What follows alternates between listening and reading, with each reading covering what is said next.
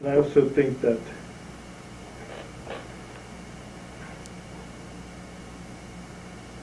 as an organization, we probably put too much responsibility and control in private contractors. We're going to have to tweak that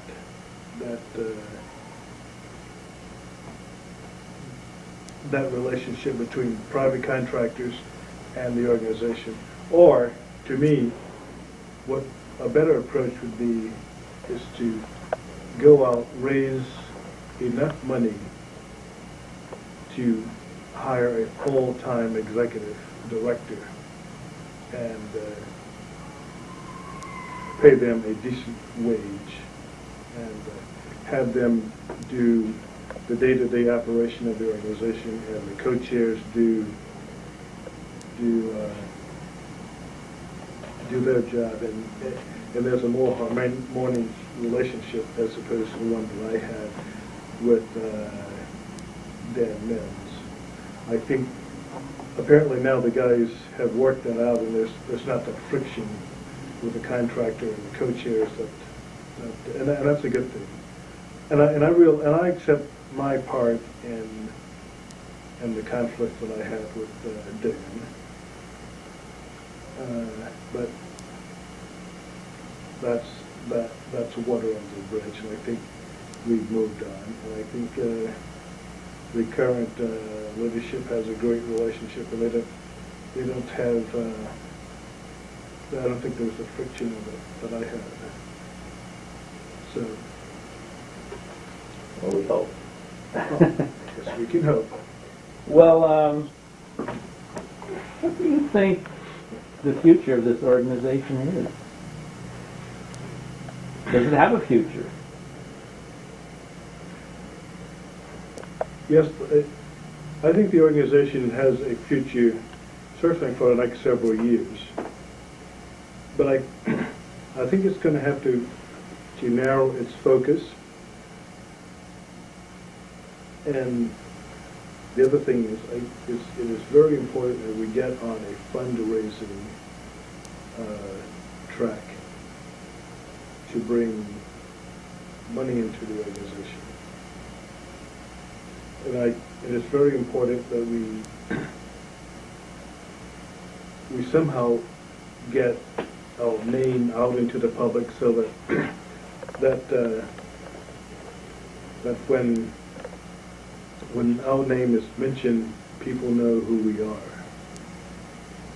And I'd like to see us become a source for the news media and political bodies and powers that be as a source of information for race relations or sexual or homosexual matters. So, would you be in favor of us taking more proactive positions then on the type of issues we discussed, for example, this week? Various things, or do you think we should be more limited? No, I think you should stick to your statement of purpose. And now, what we should have been more proactive on the sodomy issue. I believe the Supreme Court decided to hear that case in October and November. So we knew there was going to be a decision in June or July, because that's when most of the decisions come out of the Supreme Court, just before they go home. Mm-hmm. We should have been formulating our position. I mean, if we were going to do a press release or have a press conference or whatever, we should have been tweaking that in the months leading up to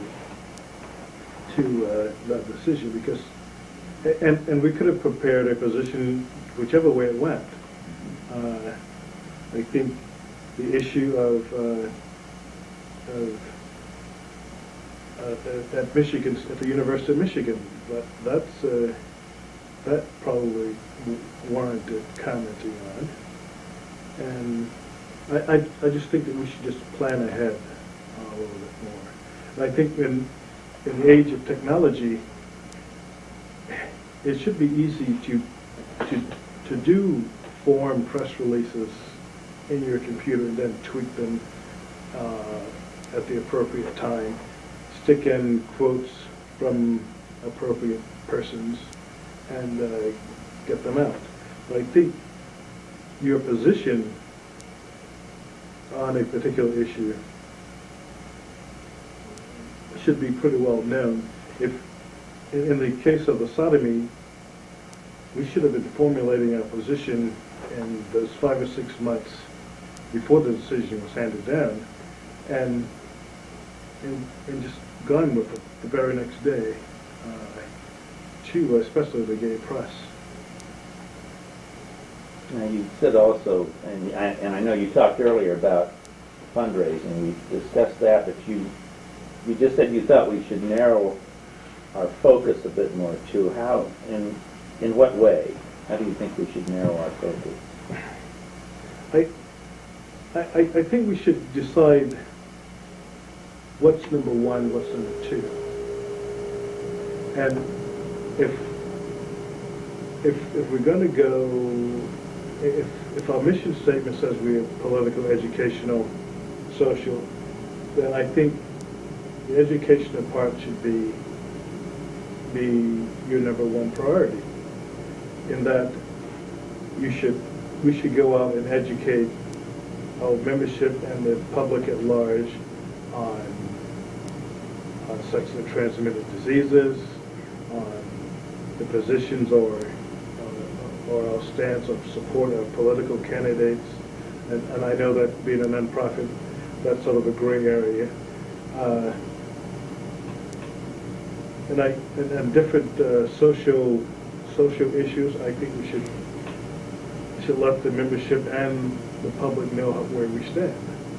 And I think in the political arena, if that's number 2 or number 3, we should have a position, slate of candidates that support, and I don't care whether Democratic, Republican, or Independent, or anything else.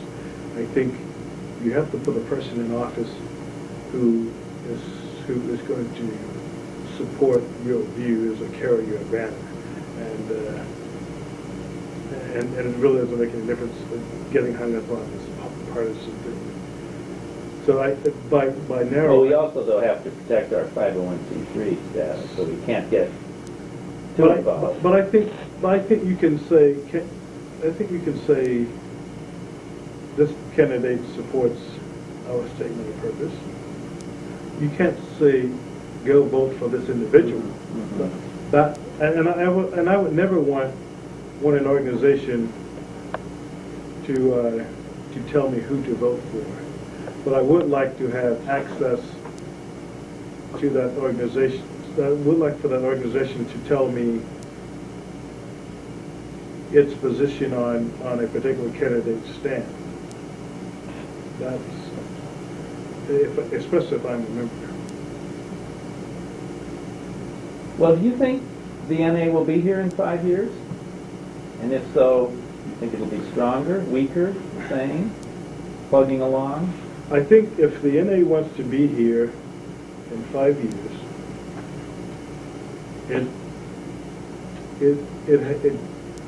there are certain things that it cannot avoid.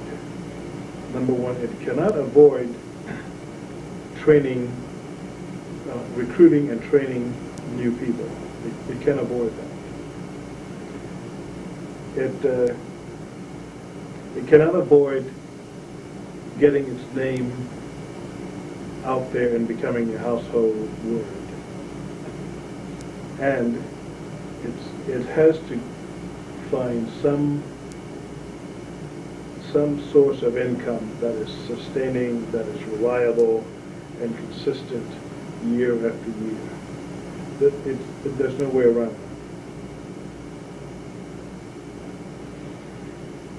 Well, is there anything you'd like to add? No, I think I think you've picked my brain, but I think the organization has served a lot of people very well, And I just think that those of us who are on the board and those who are in leadership positions are going to have to put the organization's welfare and growth uppermost in their planning and activities, and really get away from the personalities. I mean, I don't have to like you to work with you. I have to expect you. I don't have to like you, and we're not going to leave a board meeting, go swap spit, slap each other on the ass. And we don't have to do that to accomplish the mission of NABWMT, because that's why we're here, is to support and work for NABWMT. It's not for me, because if I do well and you do well, the whole organization, then hell, we both will come out smelling like roses. So I just think if we have jobs to do them to the best of our ability, and not worry about whether you like the guy sitting next to you in the boardroom. Just do your job. All right. Well, thank you very much. I feel like I've given birth. No. We'll turn off the machine. That's comment.